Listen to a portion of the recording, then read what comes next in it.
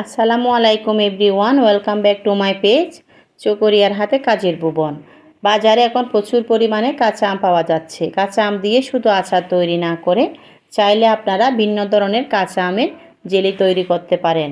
এই জেলি তৈরি করতে কোনো আগার আগার বা জেলাটিনের কোনো প্রয়োজন হয় না।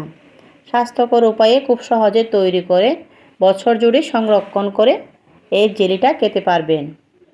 এই জেলি পাউরুটি দিয়ে খেতে অসাধারণ লাগে।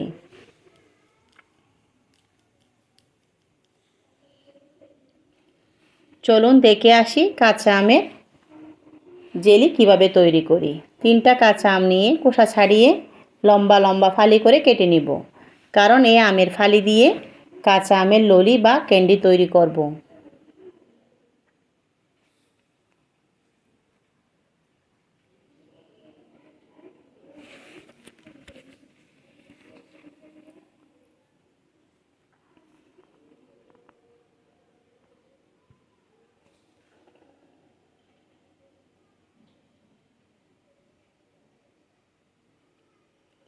ফালি করা হলে আমের টুকরোগুলো চুলায় একটা প্যানে দিয়ে 1 গ্লাসের মতো পানি দিব। এতে সামান্য ফুড কালারও অ্যাড করে দিব। সিদ্ধ হতে শুরু করলে একটু হালকা নেড়ে একটা ছাঁকনি দিয়ে আমের ফালিগুলো তুলে নিব। এগুলো দিয়ে বাচ্চাদের জন্য খুব মজাদার করে কাঁচা আমের ললি বা ক্যান্ডি তৈরি করে নিব। ললির বাকি অংশ আমার পেজে বা চ্যানেলে দেওয়া আছে। কিভাবে ললি বা ক্যান্ডি তৈরি করবেন চাইলে দেখে আসতে পারেন। আসুন জেলিটা তৈরি করে ফেলি। আমের টুকরোগুলো তুলে নেওয়ার পর অবশিষ্ট যে পানিগুলো ছিল সেই পানি দিয়ে জেলি তৈরি করব। সামান্য লবণ দিলাম,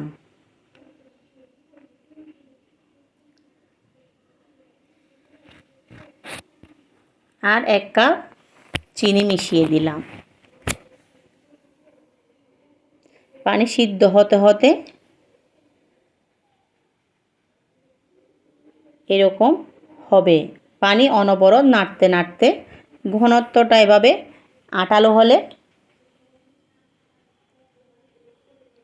নামিয়ে একটা কাচের জারে ভরে রেখে সারা বছর জুড়ে সংরক্ষণ করে খেতে পারবেন। পাউরুটি, বন, নান সব কিছু দিয়ে জেলি খেতে অসাধারণ লাগে। কাঁচা আম ফুরিয়ে যাওয়ার আগে আপনারা বাসায় একবার ট্রাই করে দেখবেন। আশা করছি আপনাদের অবশ্যই ভালো লেগেছে। যদি ভালো লাগে আমার পেজে একটা লাইক, কমেন্ট করে আর চ্যানেলটি সাবস্ক্রাইব করে পাশে থাকবেন।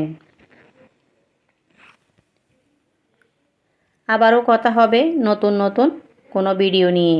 আজ এই পর্যন্ত। সবার সুস্বাস্থ্য কামনা করছি। আল্লাহ হাফেজ।